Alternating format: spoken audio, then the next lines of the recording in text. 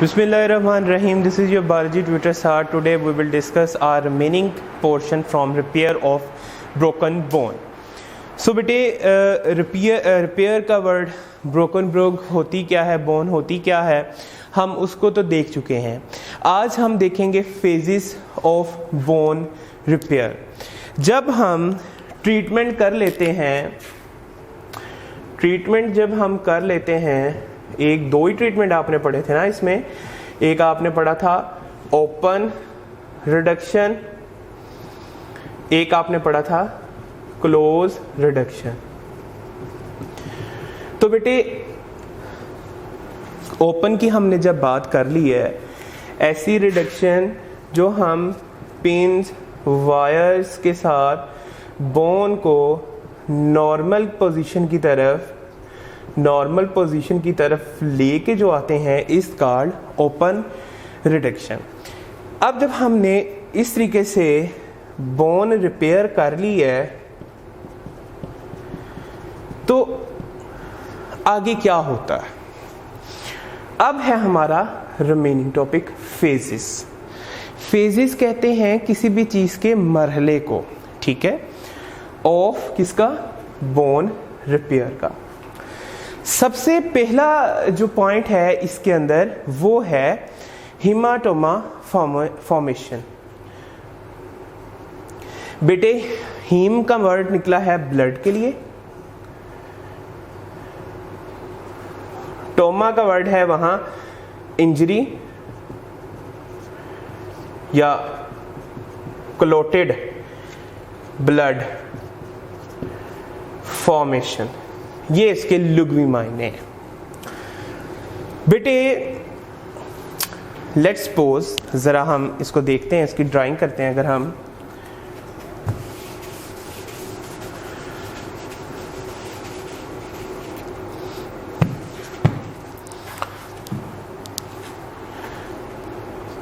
Let's suppose हमारे पास ये एक बोन है, ठीक है. This is a bone. बेटे इसके यहां फ्रैक्चर हो जाता है. जब यहां बेटे फ्रैक्चर हो गया, तो बेटे यहां जो है ब्लड वेसल होती हैं, ठीक है. ब्लड वेसल्स जो हैं वो यहां खून जमा करना शुरू कर देती हैं. इसे कहते हैं हैमरेज.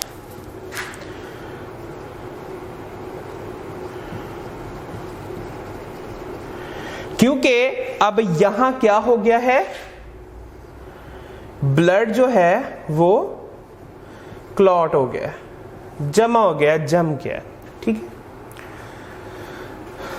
अब जब यहां ब्लड जमा हो जाएगा, तो बेटे अब ये बोन टूट चुकी है, ठीक है.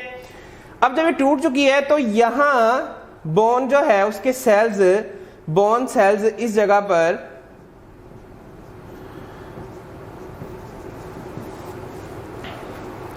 उनके पास डेफिशिएंसी हो जाएगी किसकी, मिनरल्स की, जो कि उनका क्या है, फूड. अब होगा इसके नतीजे में क्या, यहां स्वेलिंग हो जाएगी और वो बोन जो है वहां दर्द होना शुरू हो जाएगी. इस कंडीशन को हम नाम दे देते हैं हीमाटोमा फॉर्मेशन. तो आए जरा अब हम पढ़ लेते हैं. When bone breaks, जब टूटती है, तो वहां जो ब्लड वेसल्स हैं या इर्द गिर्द की, वो हेमरेज की कंडीशन में आ जाती हैं. अब हेमरेज किसका नाम है, ये है हीमाटोमा या क्लोटेड ब्लड एट फ्रैक्चर साइट. तो यहां ये मैं पहले बात आपसे क्लियर कर चुका हूं.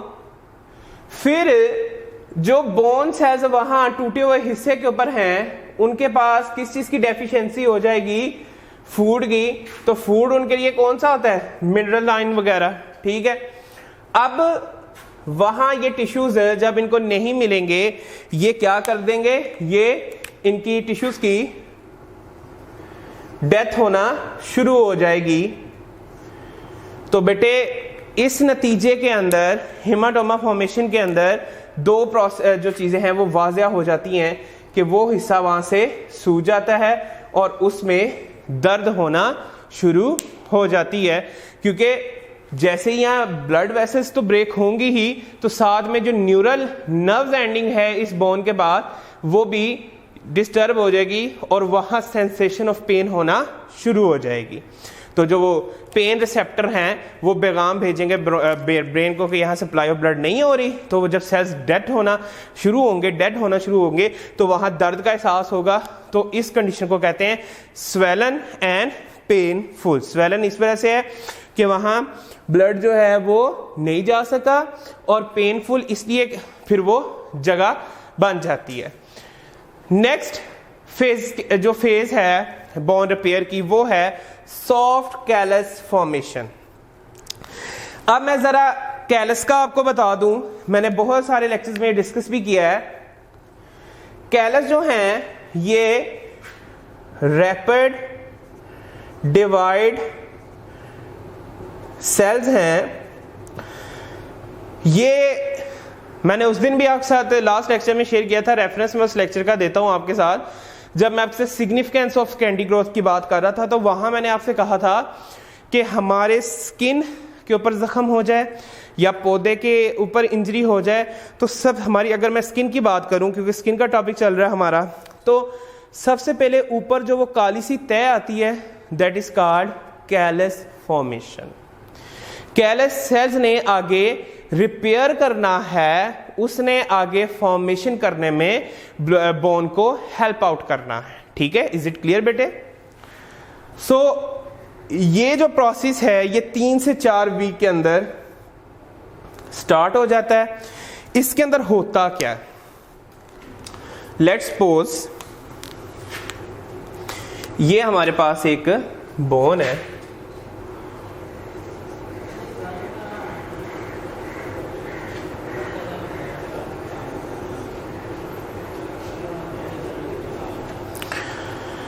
अब यह फ्रैक्चर साइड थी। ठीक है, अब यहां कैपिलरीज अगेन ग्रो करना शुरू करेंगी। तो पहले ग्रो करने से पहले क्या बनेगा, यहां बन जाएगा कैलस। तीन से 4 वीक्स के अंदर। ठीक है, अब यहां कैपिलरीज अगेन ग्रो करेंगी। जब कैपिलरीज यहां अगेन ग्रो करेंगी तो बेटे यहां क्या होगा, स्टार्ट ऑफ ब्लड सप्लाई। बेटे ब्लड के अंदर red blood cell, white blood cell होते हैं। तो व्हाइट ब्लड सेल यहां जो मौजूद डेब्रस है, जो ओल्ड डेड सेल्स हैं, उनको यहां से डाइजेस्ट करना शुरू कर देंगे। ठीक है, और फिर 2 सेल्स यहां जो बोन के लिए बहुत जरूरी हैं, उन एक का नाम है फाइब्रोब्लास्ट, क्योंकि बोन का मटेरियल क्या होता है, फाइबर। ठीक है, और दूसरा ऑस्टियोब्लास्ट जिसे हम कहते हैं बोन फॉर्मिंग सेल्स, वो यहां एक्टिवेट हो जाएंगे। तो मैं यहां लिख भी देता हूं कि फाइब्रोब्लास्ट और ऑस्टियोब्लास्ट यहां स्टार्ट हो जाएंगे ताकि कैपिलरीज को ग्रो कर सकें और बोन्स के सेल्स को अगेन ग्रो कर सकें। तो आइए जरा अब हम इसका लिटरेचर देख लेते हैं। कहता है कि 3 से 4 वीक के अंदर ये जो है वो बिगिन कर देता है कैलस फॉर्मेशन को। तो इसके साथ होता क्या है, कैपिलरीज जो हैं वो ग्रो करती हैं जहां पहले क्लॉटेड ब्लड की कंडीशन थी, यानी कि हीमाटोमा कंडीशन थी। जब ये कैलस बनता है तो क्या होता है, तो बेटे सबसे पहले ये वहां जो व्हाइट ब्लड सेल्स जाएंगे, जब सप्लाई ऑफ ब्लड दोबारा स्टार्ट होगी, वो डेड सेल्स को वहां खत्म करेगा। साथ ही साथ फाइब्रोब्लास्ट और ऑस्टियोब्लास्ट, फाइब्रोब्लास्ट कहते हैं फाइबर फॉर्मिंग सेल्स और ओस्टियोब्लास्ट बोन फॉर्मिंग सेल्स।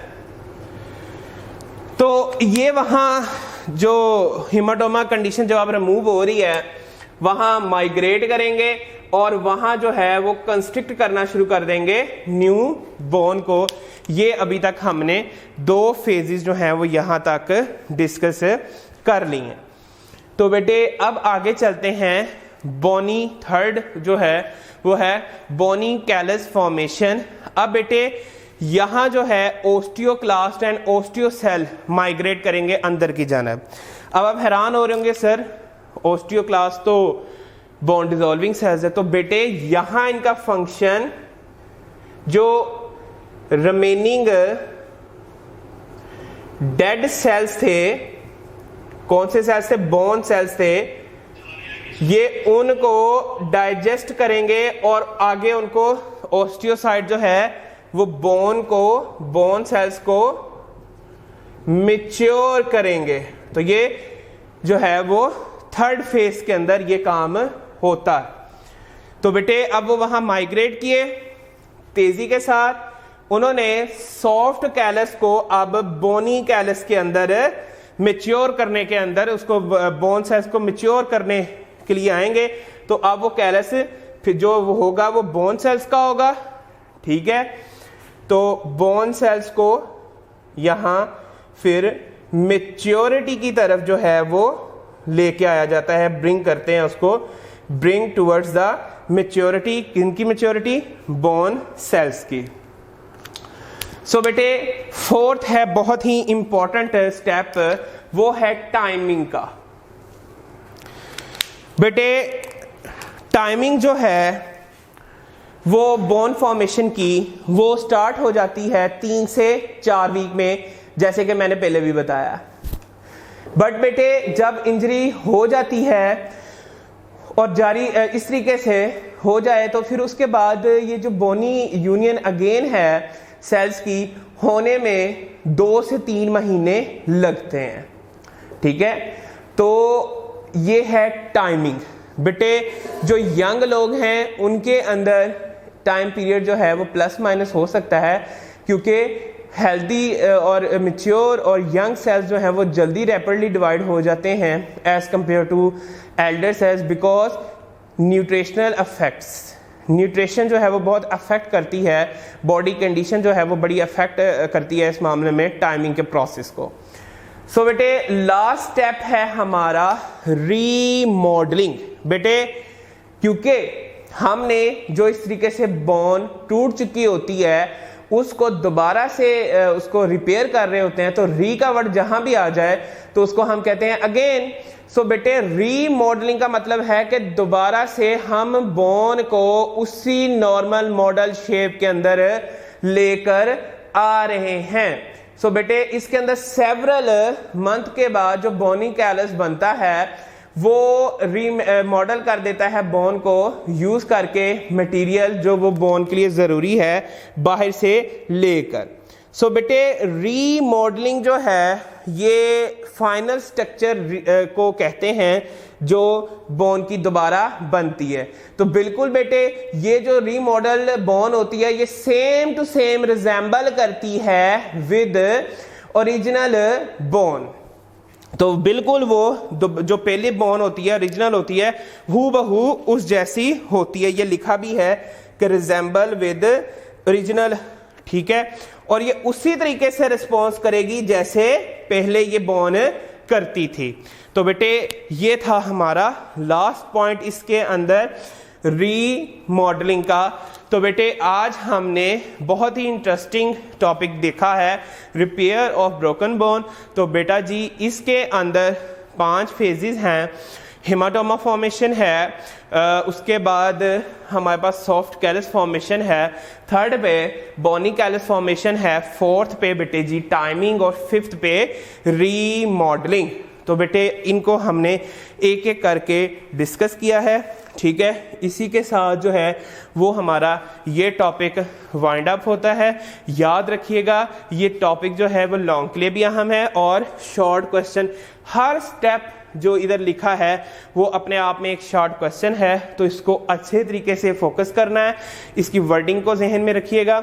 और बेटे उम्मीद करता हूँ कि आपको समझ आई होगी। इसी के साथ हम अपने लेक्चर को वाइंड अप करते हैं। Stay at home, stay blessed, अल्लाह हाफिज़।